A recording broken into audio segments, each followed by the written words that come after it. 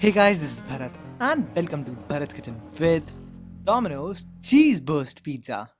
Oh yeah. I know a lot of you have been waiting for this recipe, but before we begin, let's discuss a little about the cheese sauce that we're gonna use in the cheese burst.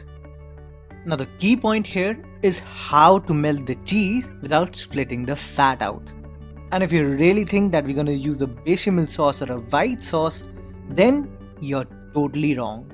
You see, a bechamel or a white sauce is quite gloopy and it masks the overall flavor of the cheese, so it's completely out of the list. Okay, now back to the point of fat splitting cheese. So here is a simple experiment. All I've done is taken some mozzarella cheese, some cheddar cheese, some commercial cheese spread and my homemade cheese sauce. I've just kept the different cheese on bread slice and bake them at a very high temperature.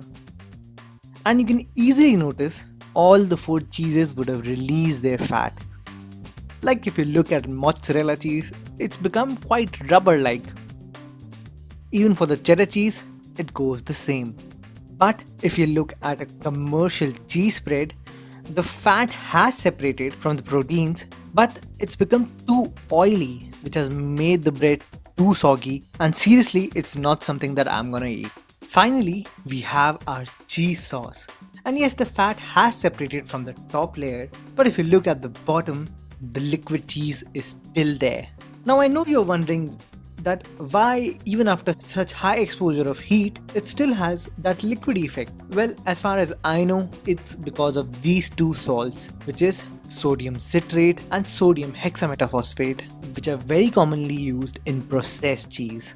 Now the problem here is that everybody can't get these salts at home, and trust me, even if you do get them, don't use them without proper guidance. But still, the issue is how can you make a similar creamy cheese sauce which tastes exactly the same?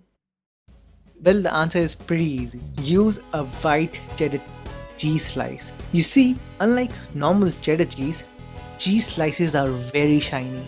It's basically because those salts keep the proteins from clumping together and releasing fat. And that is why you notice that cheese slices give that melty effect.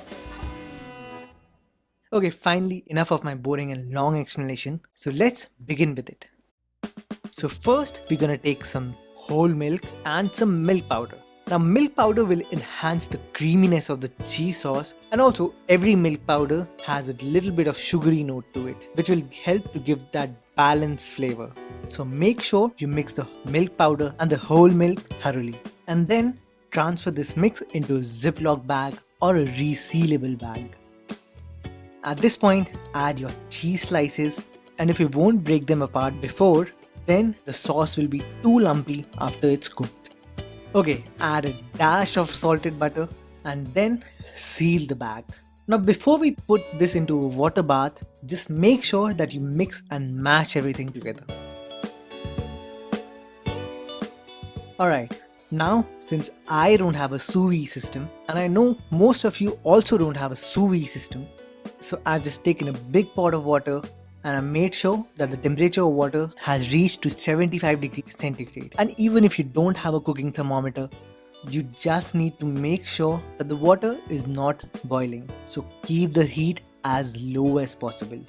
Alright, our Ziploc bag goes in the water bath for about 15 minutes and make sure that the plastic isn't touching any sides. After 15 minutes, take the bag out of the water bath and transfer the sauce in a blender. And yes, it's gonna be very hot, so be very careful. And to tell you the truth, I personally believe that this step is totally optional. So for now,